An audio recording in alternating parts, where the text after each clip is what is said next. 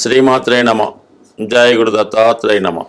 ఈ వీడియోలో మనం జూన్ 6వ తారీఖు వరకు కర్కాటక రాశిలో కుజగ్రహ సంచారం, ఈ అబ్బాయిలు అమ్మాయిల యొక్క వివాహ వ్యవస్థ మీద, అలాగే ఆలస్య వివాహానికి కారణమైనటువంటి ఈ కుజగ్రహం ఈ కర్కాటక రాశిలో ఉండడం వల్ల ఎందుకు వివాహాలు ఆలస్యం అవుతున్నాయి, వివాహ సంబంధాలు కుదరకుండా, ముఖ్యంగా అబ్బాయిలు ఎందుకు వివాహంలో లేట్ అవ్వడం, వారి జీవితంలో సరిగ్గా సెటిల్ అవ్వలేకపోవడానికి కారణమైనటువంటి కుజగ్రహం ప్రస్తుతం కర్కాటక రాశిలో ఈ నెల అంటే ఇంచుమించు జూన్ 6వ తారీఖు వరకు ఆ రాశిలోనే ఉండడం జరుగుతూ ఉంటుంది. అయితే కుజుడికి అది నీచ స్థానం అవటం వల్ల తను అత్యంత పవర్ఫుల్గా బలంగా పనిచేయలేకపోతుంటాడు. సాధారణంగా వివాహం జరగడానికి, వివాహం తర్వాత అన్యోన్య దాంపత్యం ఉండడానికి కుజగ్రహం చాలా వరకు కారణమవుతూ ఉంటుంది. అయితే ఎక్కువగా అమ్మాయిల జాతకంలో కుజుడు భర్త యొక్క స్థాయిని, ఎటువంటి భర్త వస్తాడు, అలాగే జాతకంలో కుజదోషం ఎంతవరకు ఉంటుంది, ఇవన్నీ కూడా ఎస్పెషల్లీ అమ్మాయిల జాతకంలో కుజుడు ఎంత బలంగా ఉంటే వారికి వివాహం అంత తొందరగా అవ్వడం, అలాగే వివాహం తర్వాత కూడా అన్యోన్యంగా ఉండడం, అలాగే తొందరగా సంతానం కలగడానికి కూడా కుజుడే కారణం అవుతుంటాడు. అయితే అబ్బాయిల జాతకంలో కుజుడు ఎంత బలంగా ఉంటే ఆ అబ్బాయి అంత తొందరగా జీవితంలో తొందరగా చదువు పూర్తి చేసి ఎంబటినే ఉద్యోగంలో చేరి వివాహం కూడా తొందరగా జరగడానికి, అంటే తొందరగా సెటిల్ అవ్వడానికి మగవారి జాతకంలో కుజుడు అత్యంత బలంగా ఉంటే ఆ బలం యొక్క స్థాయిని బట్టి అబ్బాయి యొక్క భవిష్యత్తు, అతని వివాహం, అతని క్యారెక్టరు ఇవన్నీ కూడా ఆధారపడి ఉంటాయి. మరి అబ్బాయిల జాతకంలో శుక్రుడు కూడా భార్య యొక్క స్థాయిని చెప్పడం జరుగుతూ ఉంటుంది. శుక్రుడు అబ్బాయి జాతకంలో ఎంత బలంగా ఉంటే అంత అందమైనటువంటి, బాగా స్థిరపడినటువంటి మంచి డౌరీతో మంచి భార్య రావడం జరుగుతూ ఉంటుంది. అలాగే శుక్రుడు పాపగ్రహాలతో కలిసి ఉన్న, పాప రాశుల్లో ఉన్నా కూడా వివాహం ఆలస్యం అవడం, తొందరగా జరగకపోవడానికి కూడా కారణం అవుతుంటుంది. అంటే ముఖ్యంగా ఈ శుక్రుడు రవితో కంబస్ట్ అయి ఉన్న, రవికి బాగా దగ్గరగా ఒకే డిగ్రీలో ఉన్నా కూడా వివాహం జరగడం అన్నది చాలా కష్టం అవుతుంటుంది. వివాహం తర్వాత కూడా వివాహ బంధం అన్నది చాలా ఇబ్బంది పెట్టడం కూడా జరుగుతూ ఉంటుంది. అంటే సుమారుగా చెప్పాలంటే ఎక్కువ వివాహ వ్యవస్థ మీద మనం ఎక్కువగా కుజుడినే తీసుకోవడం జరుగుతూ ఉంటుంది. కుజుడు ఉన్న స్థానాలను బట్టి కుజదోషం నిర్ణయించడం జరుగుతుంది. కానీ శుక్రుడు కూడా ఈ వివాహ విషయంలో చాలా ప్రాధాన్యత చూపడం జరుగుతూ ఉంటుంది. అందుకని శుక్రుడికి అలాగే మన కుజుడికి సరైనటువంటి అవగాహన, సరైనటువంటి స్థానాల్లో ఉన్నప్పుడు కూడా ఆ వివాహ వ్యవస్థ చాలా అనుకూలంగా ఉండే అవకాశం ఉంది. ఉదాహరణకి ఎవరి జన్మజాతకంలో అయినా ఈ శుక్ర కుజగ్రహాలు కలిసినప్పుడు వారి జీవితంలో వివాహం తర్వాత ఎంత కొట్లాడుకున్నా తిరిగి మళ్ళా కలుసుకోవడానికి కూడా కారణం అవుతూ ఉంటుంది. అందువల్ల ఏంటంటే ముఖ్యంగా జాతక పరిశీలనలో అమ్మాయిల యొక్క జాతకం చూసినప్పుడు ఆ కుజుడు యొక్క స్థితిని బట్టి, కుజుడు ఉన్నటువంటి స్థానాలు, కుజుడు ఏ గ్రహాలతో కలిసి ఉన్నాడు, పాపగ్రహాల వీక్షణ ఉందా, వీటన్నిటి బట్టి ఎప్పుడు వివాహం అవుతుంది, వివాహం తర్వాత ఏ విధంగా ఉంటుంది, ఏ వైపు నుంచి భర్త వచ్చే అవకాశం ఉన్నది 100% ఈ కుజుడు బట్టి అమ్మాయిల జాతకంలో చెప్పడం జరుగుతూ ఉంటుంది. అలాగే అబ్బాయిల జాతకంలో శుక్రుడు ఉన్న స్థితిని బట్టి అబ్బాయికి ఎప్పుడు వివాహం జరగవచ్చు, వచ్చిన భార్య ఏ విధంగా ఉంటుంది, వివాహం తర్వాత జాతకుడు అదృష్టవంతుడు అవుతాడా, దురదృష్టవంతుడు అవుతాడా అన్నది కూడా అబ్బాయి యొక్క జాతకంలో శుక్రుడిని బట్టి కూడా ఉండడం జరుగుతూ ఉంటుంది. సో ఇప్పుడు మనం ఈ కుజుడు ఇంచుమించుగా మనకి జూన్ 6వ తారీఖు వరకు కర్కాటక రాశిలో సంచరిస్తూ ఎక్కువగా పుష్యమి, ఆశ్లేష నక్షత్రాల మీద ఎక్కువ సంచారం చేయడం జరుగుతుంటుంది. ఈ ప్రభావం వివిధ రాశుల వారి మీద ఏ విధంగా ఉంటుంది, వారు తొందరగా వివాహం జరగాలన్నా, వివాహం జరిగి కూడా ఇబ్బందుల్లో ఉన్న వాళ్ళు ఎటువంటి పరిహారాలు చేసుకోవాలి అన్న విషయాన్ని ఈ వీడియోలో కొద్దిగా డీటెయిల్గా తెలుసుకునే ప్రయత్నం చేద్దాం. స్వస్తి. శ్రీమాత్రే నమః.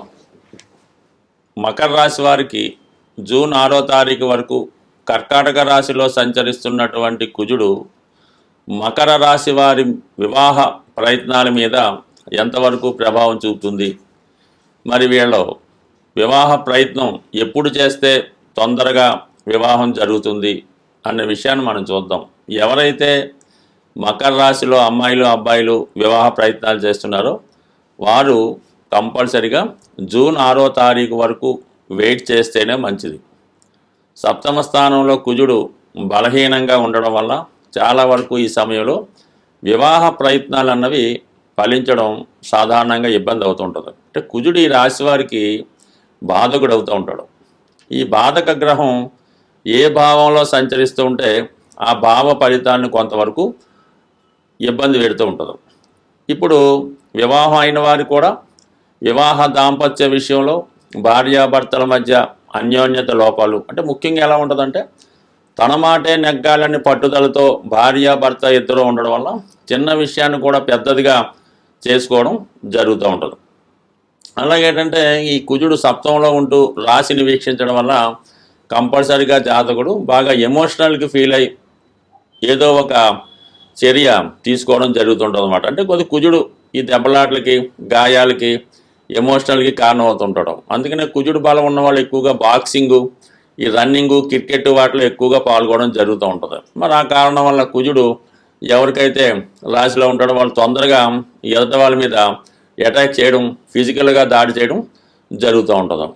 అలాగే కుజుడు రాశిని చూసినప్పుడు వారి మీద ఎవరన్నా ఫిజికల్గా అటాక్ చేయడం కానీ వారికి యాక్సిడెంట్లు రావడం కానీ జరిగే అవకాశం ఉంది. ఆ కారణం వల్ల ఏంటంటే ఇప్పుడు ఈ కుజుడు సప్తమ స్థానంలో ఉండడం వల్ల ఈ భార్యాభర్తల మధ్య కొట్లాటలు రావచ్చు. అనుకోకుండా ఈ స్పోర్ట్స్ రంగంలో వాళ్ళు ఉన్నవాళ్ళు ఒకరికొకరు ఈ స్టూడెంట్స్ పిల్లలు ఈ దెబ్బలాటలు కూడా కారణం అవుతుంటుంది. కాబట్టి ఏదైనా ఈ సమయంలో ఫిజికల్గా అటాక్ చేసుకోకుండా సాధ్యమైనంత వరకు దూరంగానే ఉంటూ ఏదైనా మాట్లాడుకోవచ్చు. కానీ ఈ విధంగా దెబ్బలాడుకోవడం వల్ల ఇబ్బందులు, దాని తర్వాత పోలీస్ స్టేషన్లు ఇలాంటివన్నీ జరిగే అవకాశం ఉంది. ఈ విషయంలో భార్యాభర్తలు అవ్వచ్చు, స్నేహితులు అవ్వచ్చు, అన్నదమ్ముల మధ్య కూడా కొట్లాట్లు జరగవచ్చు. అందువల్ల ఏంటంటే చాలా వరకు సౌమ్యంగా ఉండడం మంచిది. బట్ ఏదైనా ఎవరైతే వివాహ ప్రయత్నాలు చేస్తున్నారో ఈ సమయంలో ఒకవేళ వివాహం కుదిరినా కూడా అది వివాహం వరకు వెళ్ళడం కష్టం. ఈ మధ్యలోనే కుదుర్చుకున్న కొద్ది రోజుల్లోనే అది ఏదో విధంగా మళ్ళీ క్యాన్సిల్ అవ్వచ్చు. అందుకని మీరు ఏదైనా వివాహ విషయంలో కంపల్సరీగా జూన్ 6 వరకు వెయిట్ చేయాలి. అయితే సప్తంలో ఉన్నటువంటి కుజుడు మరి అటు దశమాన్ని వీక్షిస్తాడు, అలాగే ధనస్థానాన్ని కూడా వీక్షించడం జరుగుతుంటుంది. అందుకని ఉద్యోగపరంగా చాలా అనుకూలంగా ఉంటుంది. మీరు ఏ రంగంలో ఉన్నా ఉద్యోగంలో ఒక హోదా పెరుగుతుంది. మీరు కూడా ఉద్యోగంలో చాలా ఇంట్రెస్ట్గా చాలా కాన్ఫిడెన్స్గా చేయడం వల్ల మీ యొక్క అధికారులు నచ్చి మీకు కొంత జీతం అది కూడా పెంచడం జరుగుతూ ఉంటుంది. అయితే కుటుంబ స్థానాన్ని కుజుడు చూడటం వల్ల మీరు కొన్నాళ్ళ పాటు అంటే జూన్ 6 వరకు ఈ ఉద్యోగరీత్యానో ఇంకొక ఏదన్నా ప్రయత్నం వల్ల కొంతకాలం పాటు కుటుంబానికి దూరంగా ఉంటూ మీరు వ్యవహారం చేయవలసి ఉంటుంది. అది వ్యాపారంలో ఉన్న ఉద్యోగంలో ఉన్న కొంతకాలం పాటు కుటుంబానికి దూరంగా ఉండడం జరుగుతూ ఉంటుంది. బట్ ఏదైనా వివాహ ప్రయత్నాలు మాత్రం కొంతవరకు ఆలస్యం అవుతాయి. కొంతవరకు మరి ఈ గురుగ్రహం కూడా ప్రస్తుతం మీకు 5వ స్థానంలో ఉంటూ కొంతవరకు నిర్ణయం తీసుకోవడానికి చాలా అవకాశాలు వస్తుంటాయి. ఏదన్నా మంచి మాటలు జరుగుతుంటాయి. అలాగే పరస్పరం ఒకరికొకరు ఇష్టపడుతూ ఉంటారు. కానీ అది వివాహం దగ్గరికి వెళ్ళడానికి ఏదో విధంగా అది వాయిదా పడటం జరుగుతూ ఉంటుంది. అయితే మే 15 తర్వాత గురువు మారిన పెద్దగా వివాహ విషయానికి పెద్దగా అంత అనుకూలత అయితే ఉండదు. మరి ముఖ్యంగా శుక్రుడు ఈ 3వ స్థానంలో ఉండడం వల్ల మరి ఈ సమయంలో ఏంటంటే కొద్దిగా తెలుసున్న సర్కిల్లోనే గతంలో మీకు పరిచయం ఉన్న వాళ్ళు కానీ గతంలో దగ్గరగా వచ్చి మీ సైన్ సంబంధం కానీ జరిగే అవకాశం ఉంది. అది ఏదో ఇంతకాలం దూరంగా వెతికినప్పుడు కూడా ఇంటి పక్కనైనా ఈ చుట్టాల ద్వారానో సడన్గా వచ్చి ఆ విధంగా కూడా కుదిరే అవకాశం ఉంది. శుక్రబలం ఈ రాశి వారికి అనుకూలంగా ఉంది వివాహ విషయంలో. అంటే తృతీయంలో ఉన్నటువంటి శుక్రుడు 9వ స్థానాన్ని వీక్షిస్తూ ఉంటాడు. 9 దానికి వీక్ స్థానం అయినా కంపల్సరీగా స్త్రీలకి ఈ శుక్రుడు ఎప్పుడు కూడా బలంగా ఉన్నప్పుడు వారికి వివాహం తొందరగా అవడం జరుగుతుంటుంది. కాబట్టి మొత్తం మీద వివాహం మిగతా గ్రహాలు చాలా అనుకూలించినప్పుడు కూడా కుజుడు సప్తమ స్థానంలో ఉండడం వల్ల వివాహం నిర్ణయం అవడం అనేది జూన్ 6 తర్వాత ఉంటుంది. పెళ్లి ముహూర్తం కూడా జూన్ 6 తర్వాత మీరు పెట్టుకుంటేనే ఆ వివాహం సక్సెస్ఫుల్గా వెళ్ళే అవకాశం ఉంది. స్వస్తి.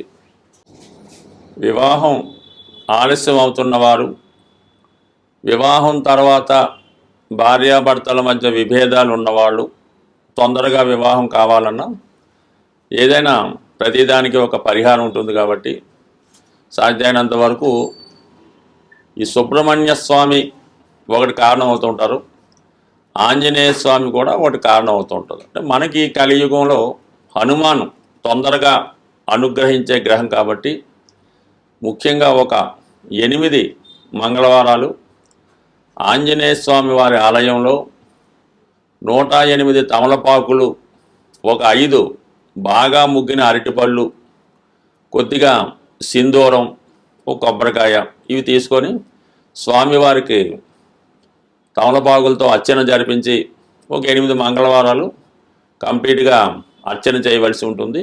మధ్యలో ఏదైనా ఆటంకం వస్తే దాన్ని కంటిన్యూ చేసుకోవచ్చు.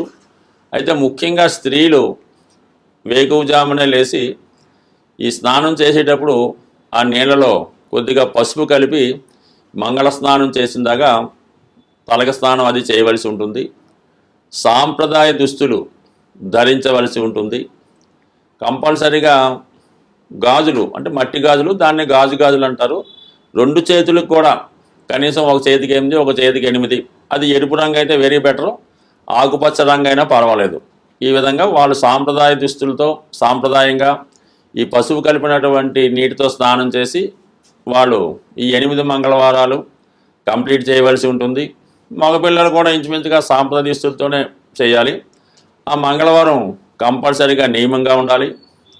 ఆ ఒక్కరోజు మామూలుగా భూమి మీద సాపేసుకొని తలగడేసుకొని దుప్పటితో కప్పుకోవచ్చు. బట్ మంచం మీద కాకుండా విడిగా సెపరేట్గా పడుకొని ఈ 8 వారాలు పూర్తి చేయడం వల్ల కంపల్సరీగా 8వ వారం అవ్వకుండానే వివాహం జరిగే అవకాశం ఉంటుంది. ఇంకా ఈ సమయంలో ఏంటంటే ఏదైనా కొంతమంది వివాహం అయినటువంటి ముత్తైదువులు లాంటి స్త్రీలకి ఏదైనా పలహారం ఇవ్వడం, వారికి కందిపప్పుతో ఉన్నటువంటి కలిపినటువంటి భోజనం, అంటే అన్నీ ఉంటాయి, దాంతోపాటు కందిపప్పు కూడా కంపల్సరీగా ఉండడం, ఈ విధంగా చేయవలసి ఉంటుంది. కంపల్సరీగా 8 మంగళవారాలు ఆంజనేయ స్వామి తమలపాకులు పూజ చేస్తే 100% ఈ వివాహానికి ఎక్కడున్నా స్వామి ఆ వివాహ సంబంధం కలిపే అవకాశం ఉంటుంది.